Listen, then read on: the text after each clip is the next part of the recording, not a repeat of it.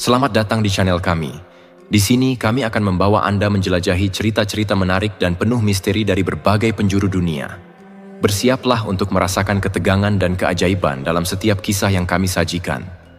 Jangan lupa untuk like, komen, dan subscribe agar Anda tidak ketinggalan cerita seru lainnya. Mari kita mulai petualangan kita hari ini. Di sebuah desa kecil yang terpencil, hidup seorang gadis bernama Nurmawati. Orang-orang biasa memanggilnya Nurma. Usianya baru 22 tahun, tapi suara emasnya sudah terkenal seantero desa. Setiap kali ada hajatan, entah itu pernikahan, sunatan, atau bahkan sekadar arisan, Nurma selalu diminta tampil. Meski tanpa bayaran, ia tetap melakukannya dengan senang hati. Kamu itu harus bersyukur, Nur. Suara bagus itu anugerah Tuhan, jangan disia-siakan, ujar Bu Rahma, tetangganya, sambil menyeruput teh hangat. Nurma hanya tersenyum, tapi hatinya sesak. Ia tahu suaranya bagus, tapi apa gunanya? Hidupnya tetap saja miskin. Ayahnya Pak Karto hanya seorang buruh tani, sementara ibunya sakit-sakitan dan lebih banyak berbaring di tempat tidur. Bu Rahma, kalau anugerah ini bisa bikin aku kaya, aku pasti udah jadi orang besar. Balas Nurma setengah bercanda. Bu Rahma tertawa kecil. Kamu sabar aja, nak. Kalau rezeki udah waktunya pasti datang juga. Namun dalam hati Nurma, ia tak sabar lagi. Ia ingin keluar dari lingkaran kemiskinan. Ia ingin sukses, terkenal, dan punya banyak uang untuk membantu keluarganya. Suatu malam saat desa menggelar pasar malam tahunan, Nurma tak sengaja mendengar pengumuman lomba karaoke. Hadiahnya uang tunai 1 juta rupiah. Nurma langsung semangat. Uang sebesar itu bisa membantu membeli obat untuk ibunya. Mak, aku mau ikut lomba karaoke di pasar malam, ujar Nurma kepada ibunya. Ibu hanya mengangguk lemah. Hati-hati ya, nak. Malam itu, Nurma pergi ke pasar malam dengan langkah mantap. Ia memakai kebaya sederhana, tapi wajahnya bercahaya penuh semangat. Di tengah keramaian pasar malam, ia melihat banyak peserta yang jauh lebih percaya diri dan berpenampilan mencolok. Nurma sempat ragu. Tapi aku nggak boleh kalah sebelum mencoba, gumamnya sambil mengepalkan tangan. Giliran Nurma tampil, suasana berubah hening. Begitu ia mulai bernyanyi, semua mata tertuju padanya. Suaranya jernih, penuh penghayatan, dan menyentuh hati. Saat lagu selesai, tepuk tangan menggema di seluruh arena. Pemenangnya sudah jelas, teriak salah satu penonton. Nurma pulang malam itu dengan hadiah di tangannya. Namun, yang lebih ia bawa pulang adalah rasa percaya diri baru. Ia merasa bahwa ini bisa jadi langkah awal menuju impiannya. Seminggu setelah lomba itu, seorang pria paruh baya datang ke rumah Nurma. Ia memperkenalkan diri sebagai Tono, seorang pencari bakat dari kota. Saya dengar suara kamu luar biasa. Saya yakin kamu bisa jadi penyanyi terkenal, ujar Tono sambil menyodorkan kartu namanya. Nurma terbelalak. Bapak serius? Sangat serius, tapi tentu saja kamu harus berusaha keras. Kamu mau kan? Nurma mengangguk antusias. Ia merasa ini adalah kesempatan yang tak boleh dilewatkan. Namun ayahnya, Pak Karto, menentang keras. Kamu mau jadi apa? Penyanyi dangdut? Hidup di kota itu kejam, Nur. Jangan mimpi terlalu tinggi, bentak Pak Karto. Aku cuma mau bantu keluarga, Pak. Kalau aku sukses, kita nggak akan miskin lagi. Nurma berusaha meyakinkan. Namun Pak Karto tetap tak setuju. Akhirnya dengan berat hati, Nurma memutuskan pergi tanpa restu orang tuanya. Dalam perjalanan menuju kota, Nurma berhenti di sebuah pasar untuk membeli bekal. Di sana, ia bertemu seorang wanita tua yang tampak misterius. Wanita itu duduk di sudut pasar, mengenakan kebaya lusuh dan selendang hitam. Anak muda, ke sini, panggil wanita itu dengan suara serak. Nurma ragu, tapi entah kenapa kakinya melangkah mendekat. Kamu punya suara bagus, kan? Tanya wanita itu sambil menatap tajam. Nurma terkejut. Dari mana ibu tahu? Wanita itu tersenyum tipis. Aku tahu banyak hal. Kalau kamu ingin sukses, aku bisa bantu. Nurma semakin penasaran. Bagaimana caranya? wanita itu mengeluarkan sebuah cincin berwarna hitam pekat dengan ukiran aneh di permukaannya. Pakai cincin ini dan suaramu akan memukau siapa saja. Tapi ingat, ada harga yang harus kamu bayar. Nurma terdiam. Ada sesuatu yang membuatnya takut, tapi ia juga tergoda. Harga apa maksud ibu? Bukan uang, hanya sedikit energi dari penontonmu. Tidak ada yang akan dirugikan, ujar wanita itu sambil tersenyum. Setelah ragu sejenak, Nurma akhirnya menerima cincin itu. Ia memakainya di jari manis, dan seketika ia merasa tubuhnya bergetar. "Terima kasih, Bu," ujar Nurma. Tapi saat ia menoleh, wanita itu sudah menghilang. Dalam perjalanan menuju kota bersama Tono, Nurma mulai merasakan sesuatu yang aneh. Cincin itu terasa hangat di jarinya, seolah memiliki nyawa. "Nur, kamu kenapa? Kok kelihatan pucat?" tanya Tono. "Nggak apa-apa, Pak. Cuman kecapekan," jawab Nurma. Namun, di dalam hatinya ia merasa bahwa hidupnya baru saja berubah selamanya. Ia belum tahu apakah perubahan itu akan membawa kebaikan atau malah malapetaka. Sebelum kita lanjutkan kisahnya, kami ingin mendengar dari kalian. Tulis di kolom komentar dari mana kalian berasal dan kisah mistis apa yang pernah terjadi di sana, agar nanti bisa kita bahas di video-video selanjutnya. Nurma sampai di kota dengan semangat menggebu. Tono, manajer barunya, membawanya ke sebuah rumah kontrakan kecil yang akan menjadi tempat tinggalnya sementara. Kota besar terasa seperti dunia baru bagi Nurma. Jalanannya ramai, lampu-lampu neon menyala sepanjang malam, dan suara klakson kendaraan terus bersahut-sahutan. "Selamat datang di Jakarta, Nur. Ini awal perjalananmu jadi bintang," kata Tono sambil menepuk bahunya. Nurma tersenyum canggung. Dalam hatinya ia masih merasa rindu pada keluarganya, terutama ibunya yang sedang sakit. Tapi tekadnya sudah bulat. "Terima kasih Pak Tono, saya janji nggak akan ngecewain Bapak," ujarnya. Hari pertama latihan berjalan dengan lancar. Tono membawa Nurma ke sebuah studio kecil untuk berlatih vokal dan koreografi. Di sana ia bertemu dengan beberapa musisi yang akan mengiringinya. "Kamu harus punya ciri khas, Nur. Nggak cukup cuma suara bagus. Penampilan juga penting," kata Tono sambil memperhatikan gerakan Nurma yang masih kaku di atas panggung. "Aduh, saya nggak biasa joget, Pak," jawab Nurma sambil tersenyum malu. "Tenang aja, lama-lama kamu pasti bisa." Namun, ada sesuatu yang aneh. Saat Nurma mulai bernyanyi, suasana di studio berubah. Suaranya terdengar jauh lebih merdu dari biasanya, bahkan membuat para musisi terpana. Suara kamu kok beda ya? Kayak lebih magis gitu," ujar salah satu gitaris. Nurma hanya mengangkat bahu, merasa tidak ada yang aneh. Tapi dalam hatinya, ia tahu cincin di jarinya punya peran besar. Seminggu kemudian, Nurma mendapatkan tawaran untuk tampil di sebuah panggung kecil di pinggiran kota.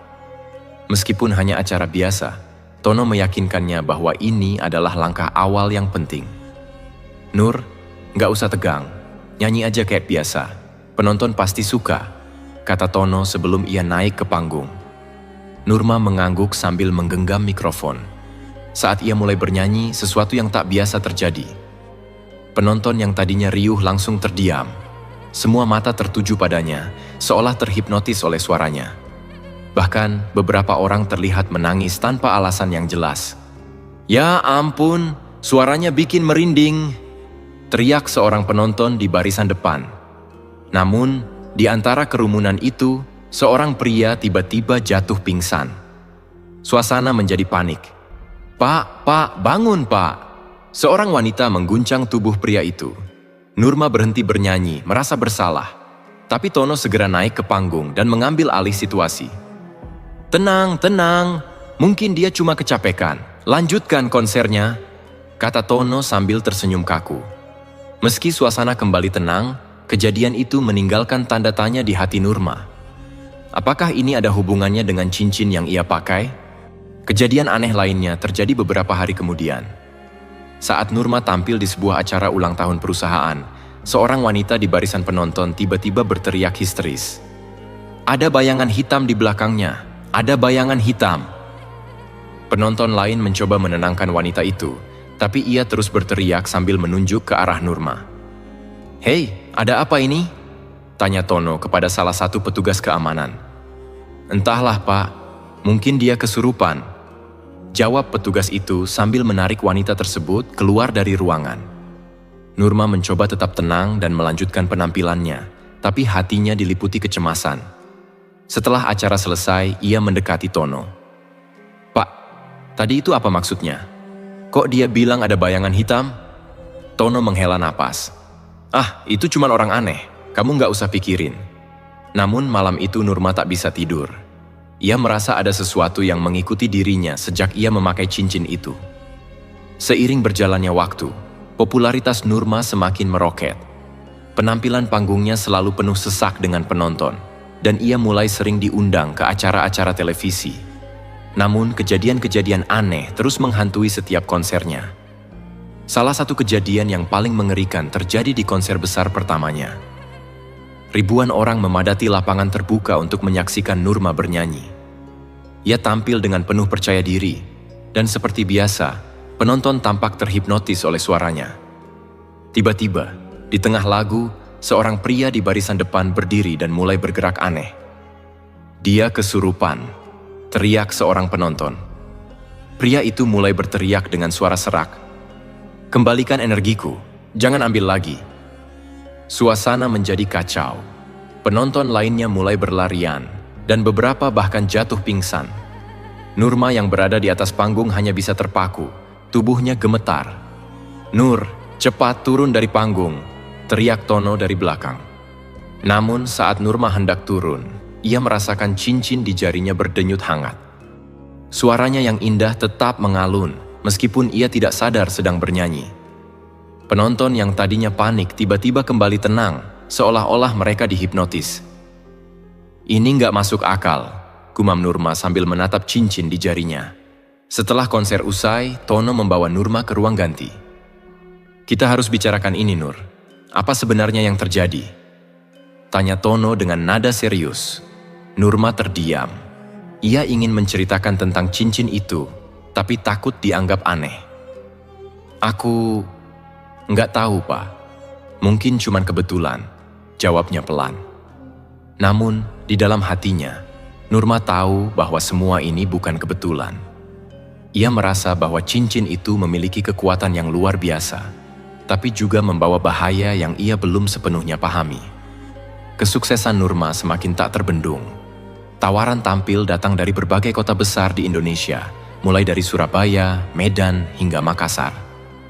Dalam waktu kurang dari 6 bulan, ia menjadi salah satu penyanyi dangdut paling dicari. Lagu-lagunya diputar di mana-mana, bahkan masuk ke tangga lagu nasional. Namun di balik gemerlap popularitas itu, ada bayang-bayang gelap yang tak pernah lepas dari dirinya. Suatu hari saat Nurma baru selesai tampil di sebuah acara televisi, Tono mendatanginya dengan wajah serius. Nur, kita perlu bicara. Nurma yang sedang membersihkan riasannya menoleh. Ada apa, Pak? Tono mengeluarkan ponselnya dan menunjukkan sebuah artikel berita online. Judulnya membuat Nurma terkejut. Fenomena mistis di konser Nurmawati. Penonton kesurupan dan melihat hal gaib. Nurma membaca artikel itu dengan gemetar. Isinya penuh dengan kesaksian penonton yang mengaku mengalami hal-hal aneh selama konsernya. Ada yang merasa dihipnotis, ada yang mendengar bisikan suara gaib, bahkan ada yang melihat sosok bayangan hitam besar berdiri di belakangnya di atas panggung. Ini nggak bagus, Nur. Kalau gosip ini menyebar, karier kamu bisa hancur, ujar Tono dengan nada khawatir. Tapi Pak, saya nggak tahu apa-apa soal itu, jawab Nurma, hampir menangis. Tono menghela napas.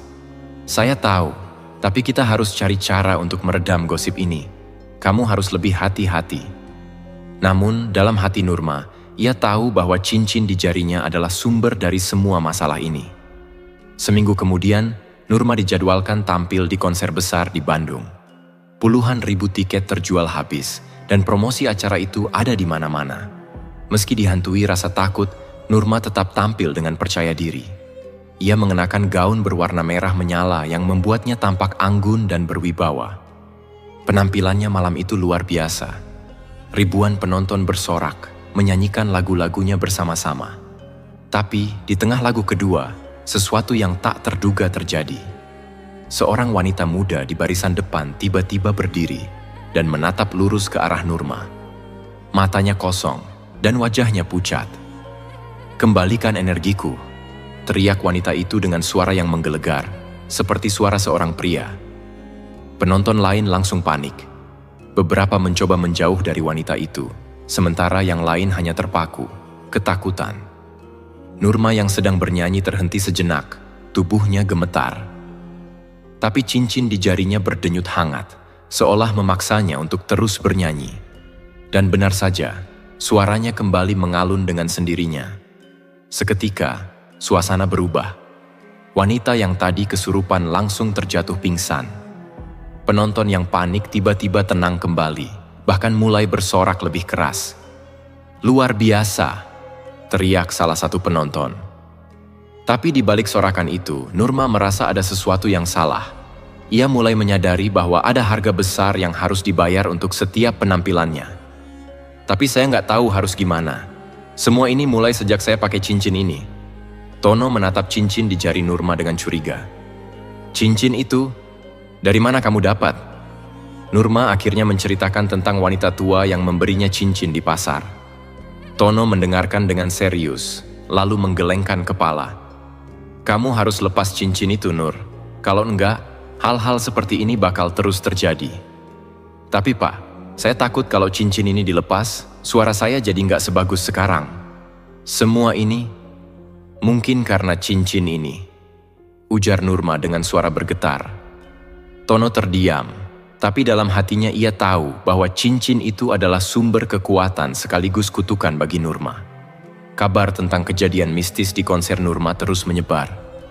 Meski banyak yang ketakutan, ada juga yang justru semakin penasaran dan ingin datang ke konsernya. Beberapa bahkan percaya bahwa suara Nurma memiliki kekuatan gaib yang bisa memberikan keberuntungan. "Saya dengar kalau kita dengar suaranya sambil niat minta rezeki, permintaan kita bisa terkabul," ujar seorang penonton di sebuah wawancara televisi. Rumor ini membuat nama Nurma semakin melambung. Ia diundang ke berbagai acara besar, bahkan tampil di acara penghargaan musik. Tapi di balik gemerlap itu, Nurma merasa semakin tertekan. Malam itu, Nurma duduk sendirian di kamar hotelnya. Ia memandangi cincin di jarinya sambil mengingat semua kejadian aneh yang telah terjadi. "Cincin ini, apa yang sebenarnya kamu inginkan dariku?" bisiknya. Tiba-tiba, ia mendengar suara pelan, seperti bisikan di telinganya. "Aku memberimu kekuatan, tapi kamu harus memberikan lebih banyak." Nurma terperanjat. "Siapa itu?" Namun tidak ada jawaban, hanya keheningan yang mengisi ruangan. Keesokan harinya, Nurma memutuskan untuk menemui seorang paranormal atas saran Tono. Paranormal itu adalah seorang pria tua yang dikenal memiliki kemampuan untuk mengusir makhluk gaib. "Anak muda, cincin ini bukan benda biasa," ujar paranormal itu setelah memegang cincin Nurma. "Ada entitas kuat yang bersemayam di dalamnya.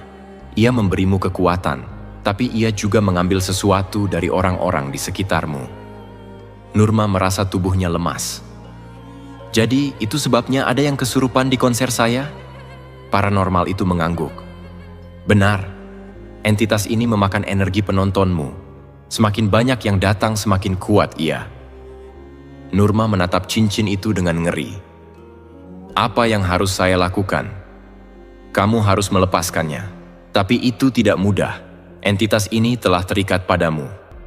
Paranormal itu mulai mempersiapkan ritual untuk membantu Nurma melepaskan cincin tersebut. Tapi di dalam hati Nurma masih ragu. Apakah ia benar-benar siap kehilangan semua kesuksesan yang telah ia raih? Malam itu, Nurma duduk di tengah lingkaran yang dibuat oleh paranormal tua tersebut. Di sekelilingnya terdapat sesajen berupa bunga melati, dupa yang mengepul, dan mangkuk kecil berisi minyak.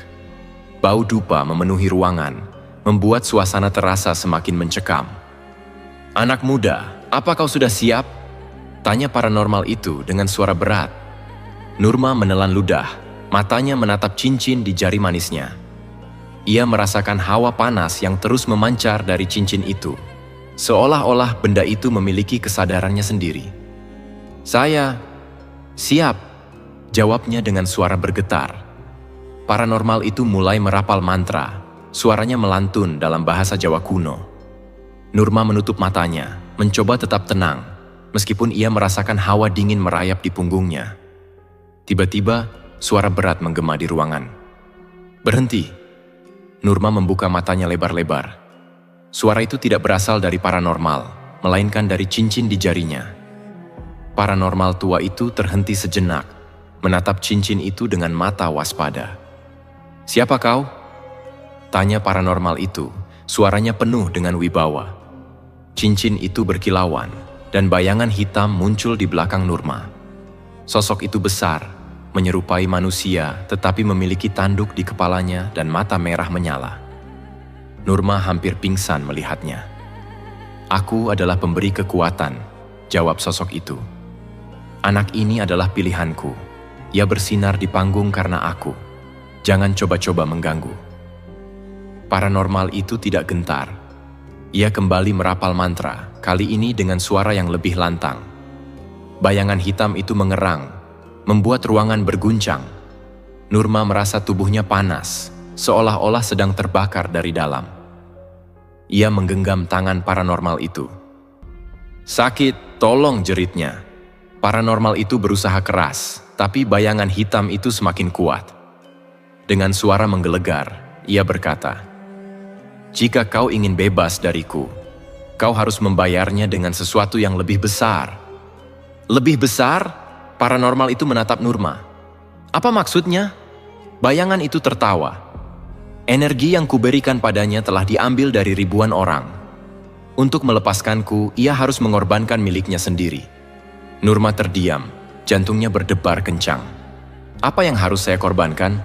tanyanya dengan suara bergetar. Bayangan itu menatapnya tajam. "Nyawamu." Setelah sosok itu menghilang, ruangan menjadi sunyi. Paranormal itu menghapus keringat di dahinya.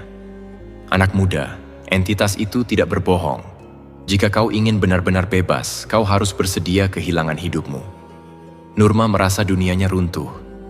Semua yang ia capai, semua yang ia perjuangkan, terasa sia-sia. Tapi ia tahu bahwa ia tidak bisa terus hidup dengan bayangan gelap itu di belakangnya. "Tidak ada cara lain?" tanyanya dengan putus asa. Paranormal itu menggeleng. "Jika kau terus memakainya, entitas itu akan semakin kuat. Dan pada akhirnya ia akan memakanmu juga. Kau tidak punya banyak pilihan." Malam itu, Nurma tidak bisa tidur.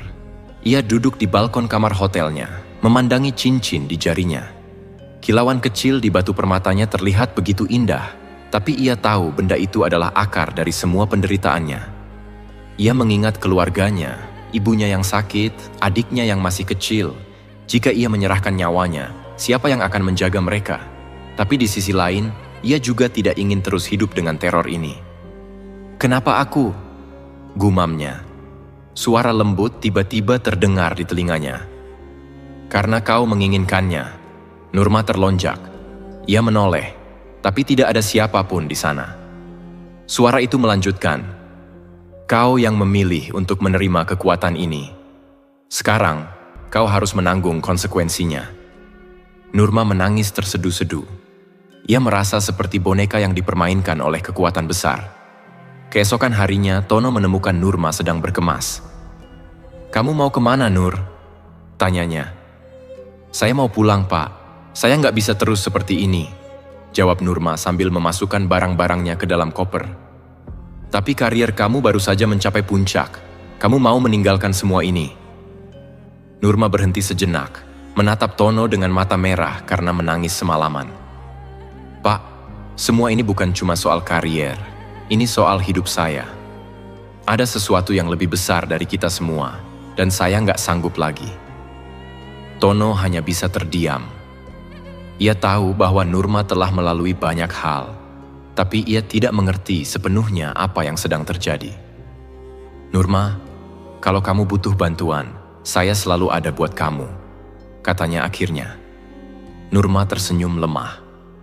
"Terima kasih, Pak, tapi ini sesuatu yang harus saya selesaikan sendiri." Nurma kembali ke paranormal tua itu malam harinya. "Saya siap," katanya dengan suara tegas. Paranormal itu mengangguk. "Baiklah, kita akan memulai ritual ini, tapi ingat, tidak ada jalan kembali." Nurma mengangguk. Ia tahu bahwa ini adalah keputusan paling sulit dalam hidupnya, tapi ia tidak punya pilihan lain. Ritual itu dimulai. Paranormal itu kembali merapal mantra, dan kali ini, bayangan hitam itu muncul dengan wujud yang lebih besar dan menyeramkan. "Kau benar-benar ingin melepaskan aku?" tanyanya dengan suara menggema. Nurma mengangguk.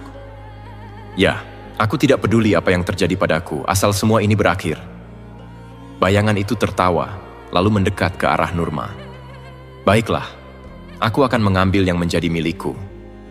Nurma merasakan hawa dingin menyelimuti tubuhnya. Pandangannya mulai kabur, tapi di tengah kegelapan, ia melihat wajah ibunya yang tersenyum.